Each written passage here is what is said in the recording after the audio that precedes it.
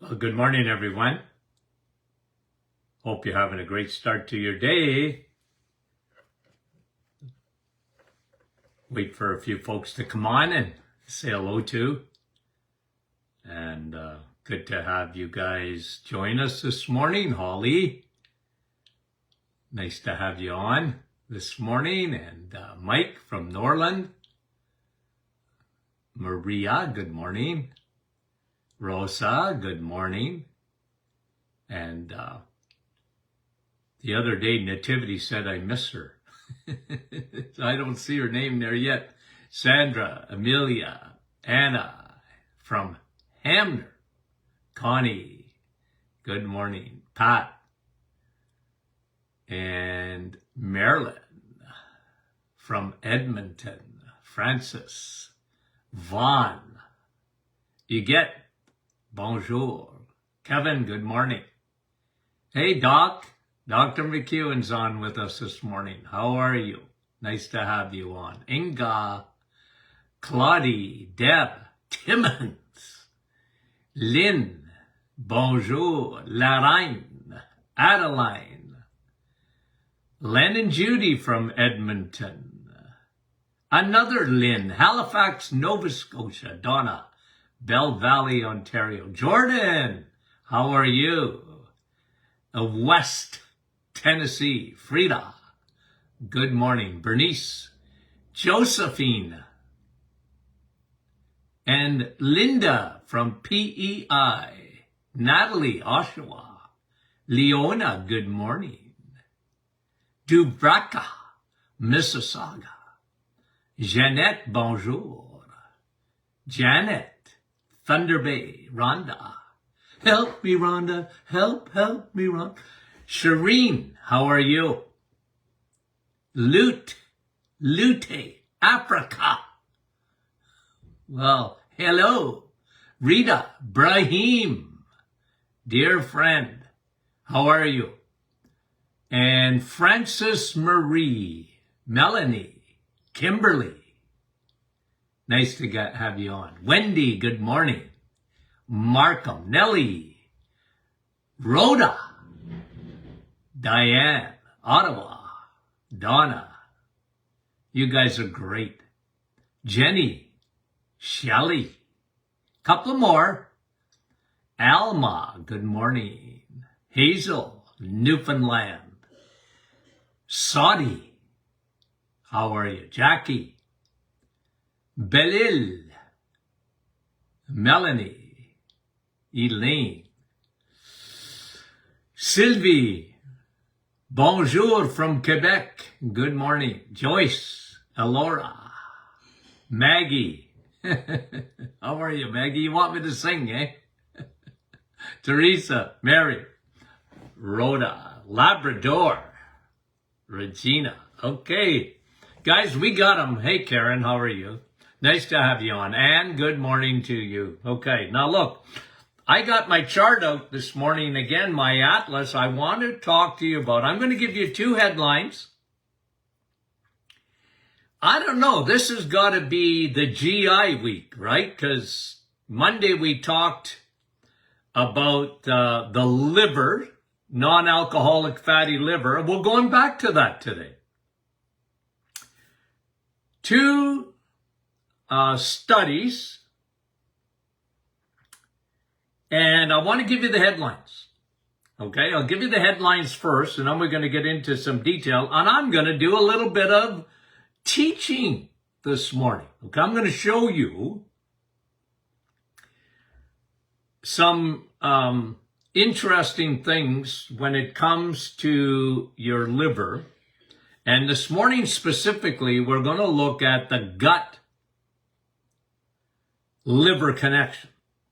And I'm going to explain that to you and why it's important, okay? So let me give you the headlines. Here's the headlines. 1, 4 decades of research has left Big Pharma with no meds for non-alcoholic fatty liver. Okay? That's the first headline. 4 decades of research, and they don't have a medication. And I'm going to tell you why they don't. 4 decades of research has left Big Pharma with no meds for non-alcoholic fatty liver. Okay, so that's one. Listen to this second headline. That you're going to be, does it blow your socks off, Dave? Maybe for some of you. For me, I really, really like this. Not surprising to me, but here's the second headline. Listen to this, okay? Second headline, come out on the same day. 2 different, one from, I got it from government, gov.org or something like that on the research.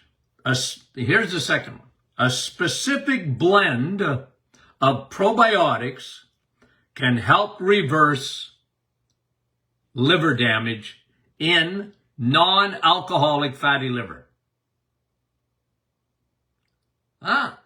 4 decades of research, Big Pharma's come up with nothing for fatty liver, non-alcoholic fatty liver. And the second one is a specific blend of probiotics can help reverse liver damage. Wow. You know how much I love probiotics, right? And you'll be interesting to know that the specific blend that they studied had 7 different strains of bacteria. I'm not going to get into that too much, but they used 7 strains with great success, and it don't surprise me because I am a big guy on broad spectrum probiotics. The more strains, the better. And certain strains do different things. They all have their, you and I are different. We all have our different strengths and different weaknesses. And, a community comes together and uses its different gifts, And that's what probiotics are. Like, you can have acidophilus, which I love. I love acidophilus. But it's only 1 strain. And what they found in this research is that it took 7 strains. Now, I agree with that. Broad spectrum. Broad spectrum means 10 strains. Okay? And I'm big. I've been using probiotics for over 40 years. And I'm big on it. But the headline is, it helps to reverse the damage of fatty liver caused non-alcoholic fatty liver. Right? Okay, so let's do a little bit of physiology. Okay? We talked about this the other day. 74% of teenagers, according to a recent study, have some form of fatty liver. So here I am. I'm bringing out the chart that I use, okay, an old atlas that got me through school. I'm a visual guy. I got to see things. And when I see things, I remember working in, on cadavers, when you, in the morgue. And, it could be pretty gruesome, I guess, but it's very visual. You never forget. You look at a liver and say, boy, that's ugly, a liver. I couldn't get over how ugly a liver is, right? And I don't know if that had any effect on me not liking liver to eat, even though it's good for you. Okay? But as you can see here, okay, and for the, I always have to say this because this is going to be turned into a podcast. And for those folks on the podcast, I'm pointing to a liver on an old atlas that I love to use, okay? Here's the liver, okay? Here's the liver. And they're showing cirrhosis of the liver here. But what happens in fatty liver? Okay? So you don't get cirrhosis. Well, you do if it's advanced. Okay? You get cirrhosis of the liver just like you get a fibrosis in the liver. The liver becomes, it loses its ability to filter. Okay, now, let me explain. What you see here, okay, you've seen the liver, and then right underneath it, okay, see the stomach here? Okay, yesterday we talked about the beta cells in the pancreas. Remember, this is the size of a ballpoint pen. Remember yesterday we did this? The size, your pancreas literally is the size of a ballpoint pen. I've seen it. Okay? And I need visual things. Okay? Now, here's what I want to teach this morning. How probiotics help the liver. How can they help the liver, Doc? Okay, good question. Now, you can see here the start of the small intestine. Now, the small intestine ain't that small. It's wide. And in the small intestine, very important, once the food comes out of the stomach, okay, this is a furnace. The higher your acid is, the better you break down food. That's one of the biggest problems in digestion is starts in the upper GI, what we call the stomach, even up higher. But the stomach is where you want your body to be very acidic. It will just mulch down. It's a furnace to break your food down. Now, once food is mulched down, micro-sized, goes into your small intestine to be absorbed. So, the old saying is, you are what you eat. Well, really, you are what you absorb. And when I talk about malabsorption, a lot of times malabsorption and a lot of autoimmune and a lot of food intolerances start in the upper GI. Not enough enzymes in the stomach, not enough acidity in the stomach. The food doesn't get broken down properly. And it gets into your small intestine and your body sees it as a foreign invader. That's a whole other story. I'm not going to get into that, but let me get into what I get into today. Right here, okay, as you start down the small intestine, your food is being absorbed. What you don't see on this chart is a microscopic, little thin, a single cell thin layer. It's a layer between your gut, okay, gut, I'm looking at it, right? You're looking at it. A layer between your gut and your blood, okay? A layer between your gut and your blood. Because how is your food going to be delivered?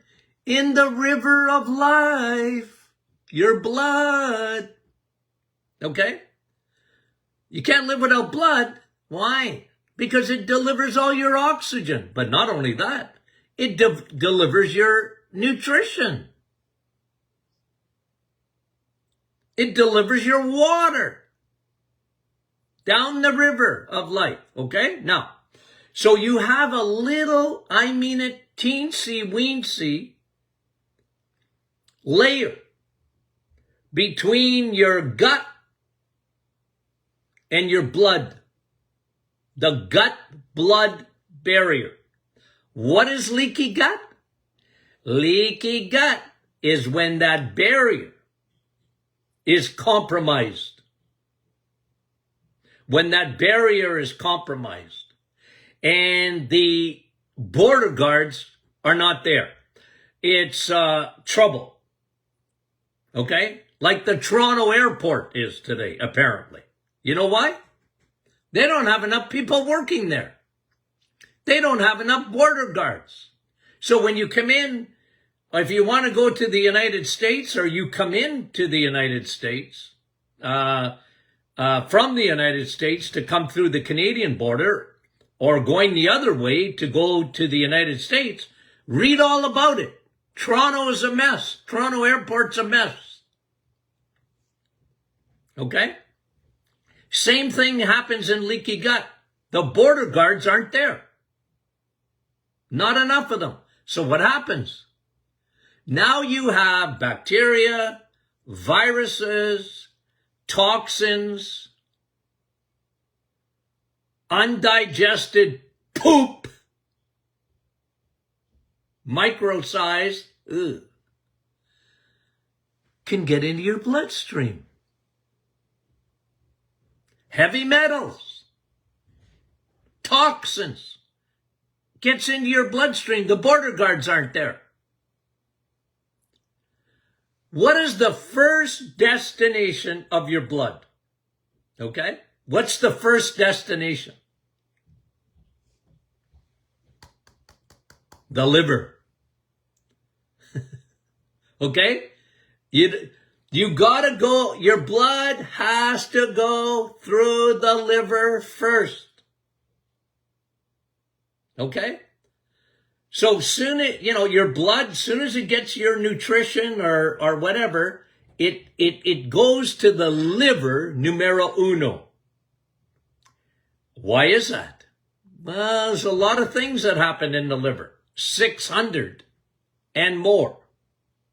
One of the biggest things that happens in your liver is the detoxification process. Okay? You know what happens when you have leaky gut? You're putting a lot of pressure on your liver to take out those toxins. Okay? To take out those toxins. To detoxify you. When you have fatty liver, you got fat accumulating. One thing fat does, you might not know this, but I've taught this in the past.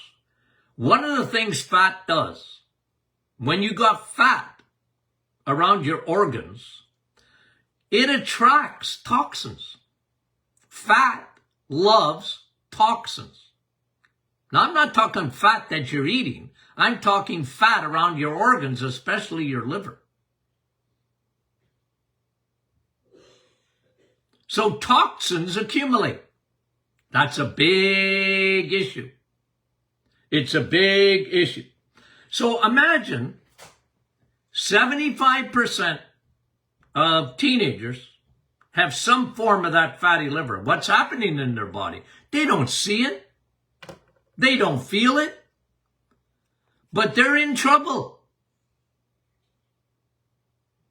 And medicine don't like to talk about it. You know why Big Pharma don't like to talk about it? Because they don't have a med for it. It has nothing to do with medication. You can't get fatty liver unless you're a carboholic or a sugarholic. And there's nothing that'll damage your liver faster than the sugar that has been manufactured by man. That's high fructose corn syrup. It's the worst sugar in the universe. It is sugar on steroids. It's Frankenstein of all sugars. And it's in everything. And it's couched. And it's given different names. but it's bad news for your liver because it's fructose. Fructose goes to the liver immediately. Just about. It has a little bit of damaging effect. Okay? And listen to this. We talked about teenagers. But according to this research, 4 decades of research has left Big Pharma with no meds for non-alcoholic fatty liver. Headline. But you know what was in that headline or in the article? 1/4, 25% of the entire population in North America has fatty liver, according to the study. 25%. 75% of teenagers. 25%. 1 out of 4 have fatty liver. The good news is, this is tremendous news, guys. One of the ways to help reverse fatty liver. Now, you and I talk about this all the time. There's 2 ways now. There really was only one way. And I told you, have I told you lately about your liver? Okay? You have to empty it. You want it to work? Empty it. Get the fat out of it. You get the fat out of it when you don't eat sugar and crappy carbohydrates. Your body will empty that fat. Okay? 1. 2, the good news. It's not a medication, but it's a supplement. By taking a supplement, hot off the press, a probiotics, you can help reverse fatty liver. Okay? Now what's the reasoning? I'll tell you how that works. Okay? Remember, your liver, first stop for your blood. The next stop, liver. Okay? It's the first one in the subway stops. Okay? Take the subway. First stop, liver. Your blood's going to go to your liver first. After it's picked up its nutrition and blah, blah, blah. Right? To the liver, off we go. And if you know that, you want to reseal the gut-blood barrier. Reseal it. Put the border guards there so that no toxins, no garbage goes to the liver. If you have your gut is working, if you have the border guards there, and they don't let any toxins inside that bloodstream, and they say, out, out, out, out, out.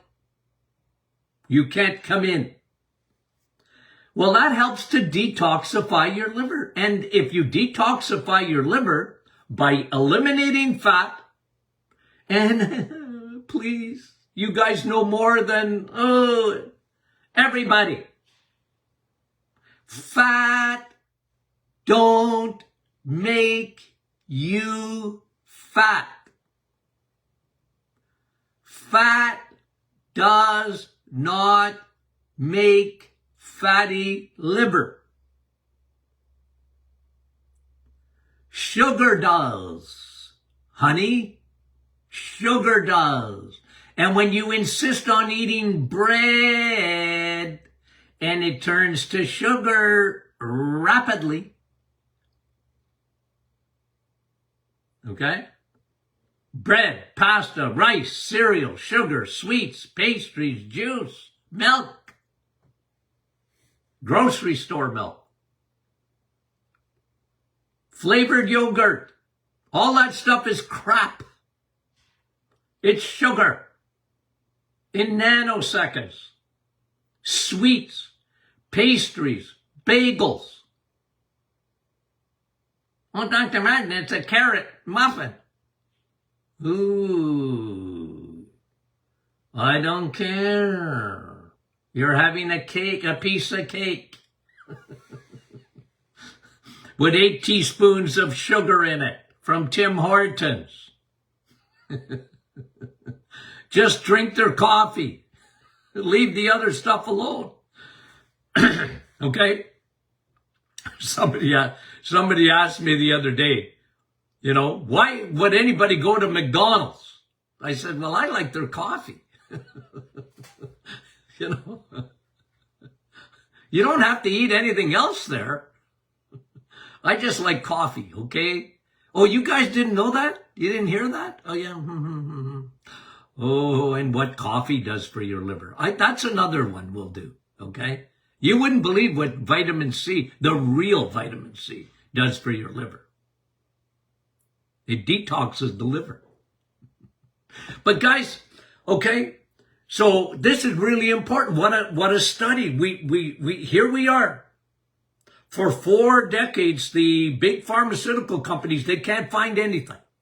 Well, I guess it's because if they would have called me, why didn't they call me? Why didn't they call me? I would have saved them a lot of money. Because you're not going to fix the liver with a drug. I'm sorry. It's not going to work. You have to understand some basic physiology. You can't find a drug to reverse fatty liver because it's a food problem. It's a food problem. There's no money in that. But if you seal up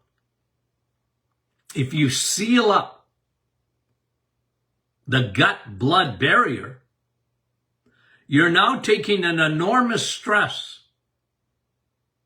off the liver. An organ, by the way, which can really regenerate is the liver. Unless it's so full of fibrosis, cirrhosis, it's so hardened, it don't work no more. And can I say another thing? You know what cancers are really, really, really increased? Like, you have to understand, I'm going back. You go back with me 50 years. Okay? Liver cancer, it was so rare. It was unreal. Like you never heard of liver. It happened, but it didn't happen much. Pancreatic cancer was an old man's cancer. If you read, I'm telling you, I've got a textbook over there on cancer in the 70s. And it was all to do with smoking. Most of it. And you won't read anything there about liver cancer. And when you read, well, you don't, but you do read about pancreatic cancer. I'm gonna tell you what it says. You know what it says about pancreatic cancer in the 1970s? It's an old man's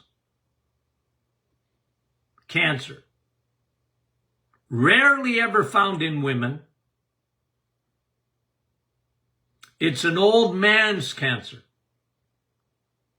So if there was a multiple choice question on an exam in the 70s, pancreatic cancer, and let's say you had 4 answers there. One of them is all of the above. So you have 3, Is it smoking? Pancreatic cancer? Nope. Okay?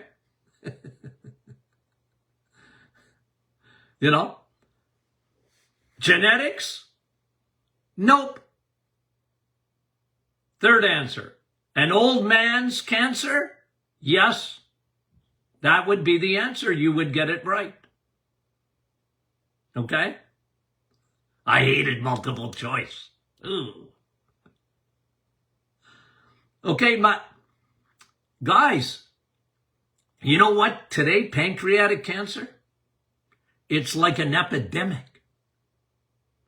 We talked about those beta cells yesterday. It's an insulin. It's a food problem. That's why there's so much pancreatic cancer today. You ran out of ink in your ballpoint pen.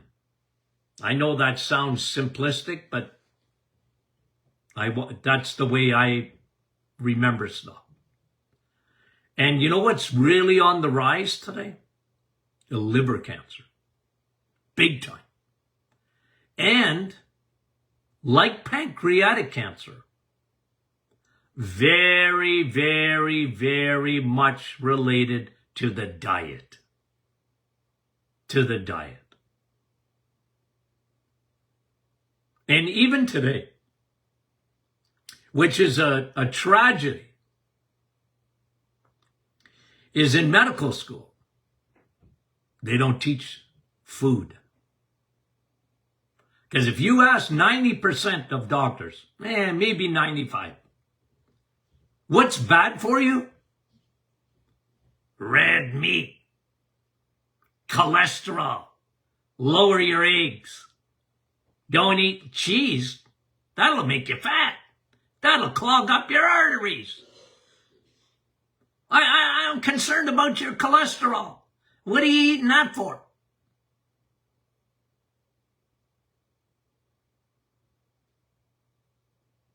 Because they take about 10 minutes of nutrition in medical school. You know my expression, go talk to your plumber. You're going to get better advice as far as nutrition. You know I'm being facetious, but I can't help myself. To me, it's a joke that here we are in 2022. And one of the biggest scourges in our society is liver. Non-alcoholic fatty liver. I think I saw it on the private Facebook group yesterday. One of our folks there in our community went to their doctor, and their doctor said, well, everybody has fatty liver. Don't worry about it. And I instantly got a migraine when I heard that, or when I read that. I think it was yesterday. I got a migraine again. How silly is that? Well, everybody's got fatty liver. Well, that's true, just about. But don't worry about it. Why wouldn't you worry about it? Of course you should worry about your liver. You can't live without your liver. If your liver gets gummed up with fat, you're not detoxing. Never mind what happens between the liver and your heart. How serious is that? When your triglycerides are going through the roof, and you know how many times a day when you send me your blood work and I say your triglycerides and your HDL, your trucks on the highways and byways of your blood vessels, well, they're upside down. Your HDL should be high and your triglyceride should be low. What are you aiming for low cholesterol for? Why do you want low cholesterol? And I sit and wait for the answer. Well, guys, it ain't true. Cholesterol, well, if you have low cholesterol, it'll kill you. Now, in the article, here's what it said. I want to read to you some things that I jotted them down so I could I could share with you this morning. Okay? Now, listen to this. In this same article, 4 decades of research has left Big Pharma with no meds for non-alcoholic fatty liver.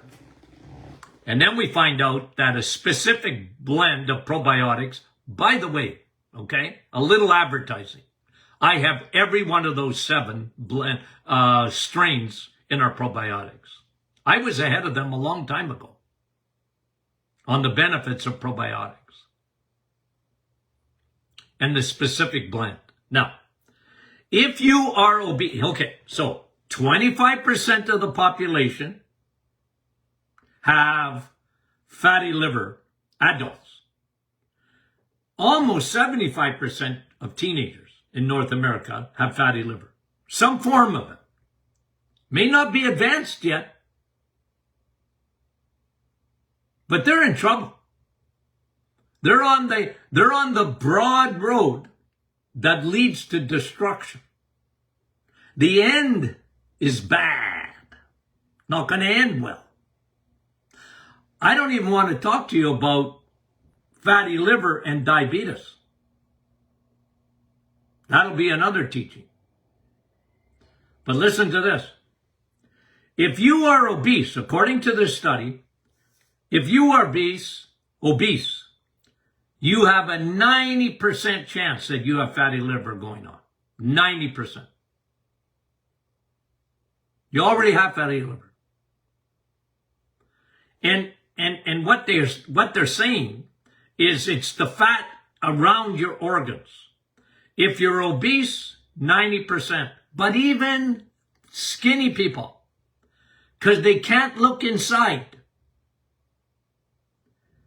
They don't see because they don't have an ability to make fat cells. Okay? Insulin, remember its job. It has to store fat, and when there's no place in your muscles, in your liver, there's no more place in the Costco parking lot, your liver, it'll start making fat cells. So even a skinny person who they can't see it, but they have the most dangerous fat that they can't see. And it's visceral fat. Fat is being accumulated around their organs and they can't see it. They're skinny as rakes. But that don't make them healthy. And this is why I want to look at people's blood work. Because I want to see your triglycerides. I want to see your HDL. I want to see your A1C. And yeah, liver enzymes and... Okay? I want to see that too, if you got it. But, you know, because skinny people are not necessarily healthy people. Okay? Now, here's what they're saying. Possible signs that you have fatty liver. Okay? Possible signs. They got 6 of them. Abdominal belly fat. Okay, so you get a skinny person, but they got a belly. Right? They're skinny, but they have a belly. Now, ladies, listen. A lot of women have bellies, and that doesn't necessarily mean that they have fatty liver. A lot of times cortisol can do that. It won't do it to a man, but it'll do it to a woman. Anyway, that's a whole other... Hormones for women. Okay? More complicated. Abdominal belly fat. 1. Increase in triglycerides. I talked to you about that. How does the liver try and empty itself? By making triglycerides. TG. 3 fat balls. Triglycerides. Glycerides are fat balls. 3 fat balls in a bundle. 3 is bad news. Okay? Look, your body makes triglycerides But when they're elevated, and it's always a comparison, guys. It's a comparison between your triglycerides and your cholesterol. HDL. Okay? Don't send me your blood work. A few people did it, okay? And I tease them if I can, right? You sent me your triglycerides without your HDL. That don't tell me anything, honey. You got to send them both. It's the ratio. You better have higher HDL than your triglycerides, or you're in trouble. You've got start a fatty liver. Okay? Hypertension. What?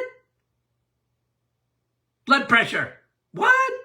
What's that got to do with the liver? What did I talk about? Right? See? It's sugar, honey. It's not salt. It's sugar. Okay? Pain in the right side of the abdomen. You know? Where your liver is. It's on your right side. It's a large organ. People get pain on the right side. Now, it could be other things too. But that's what they're talking about here. I'm only giving you the message that they wrote. Persistent fatigue. Now, why would you get fatigue with a liver? Well, when you're not detoxifying properly, remember that liver. First stop, Cucamonga. I remember that with Bugs Bunny cartoons. The train was stopping at Cucamonga. I used to laugh as a kid when I heard that. First stop for your blood is the liver. If you have toxins and your liver's not detoxing the way it should, you could get a real fatigue.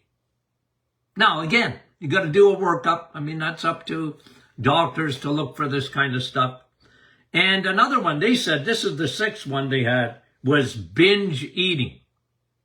Binge eating. Wow. Okay. That could be a sign that you have fatty liver. Okay. There's reasons for that. So guys, good news. We've found a medication that's not a medication to help your liver. Even in fibrosis or cirrhosis, non-alcoholic. We found a big tool to help. Probiotics. The gut-liver connection. The gut-liver connection. The importance of probiotics. Guys, that should be major headlines, but I can almost, especially when you consider how many people suffer with fatty liver, that would be a headline, wouldn't it, in health news? Yeah, good luck. In the mainstream media, good luck finding that one. If you do, would you send it to me? I'd like to see if someone's going to report on this. Okay? Okay, guys. Having fun? Good. Okay. Now, Friday's question and answer. So do you have any questions for me? Okay. Send them in. Not too late. Okay. And isn't that private Facebook group wonderful? Well, join in if you're not, and get your friends if they're not. Get your family if they're not. Get them to join up. And guys, tell people about the Doctors In podcast. Okay? You're the messenger. Okay, we appreciate you, and we appreciate you very much. We love you. We talk to you soon.